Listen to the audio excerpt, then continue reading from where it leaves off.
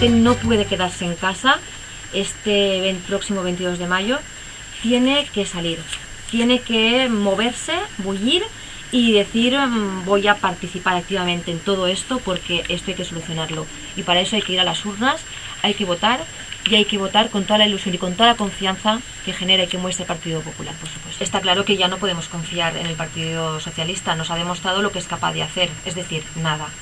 Por lo tanto, hay que confiar en el Partido Popular porque ha demostrado en reiteradas ocasiones el saber hacerlo bien.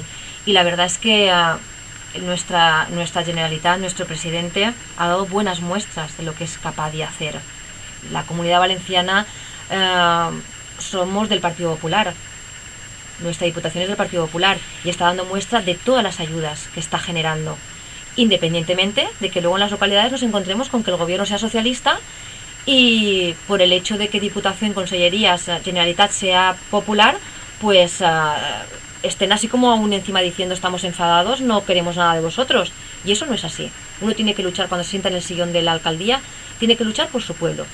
Y si tiene que ir a pedir donde sea, que vaya a pedir donde sea, sin importarle pues el color del de enfrente, ni más ni menos, porque está sentado ahí para luchar. Y de hecho, cuando un alcalde se sienta en un sillón, lucha por el que le ha votado y por el que no le ha votado, porque es el alcalde de la ciudad, y la ciudad son todos los ciudadanos.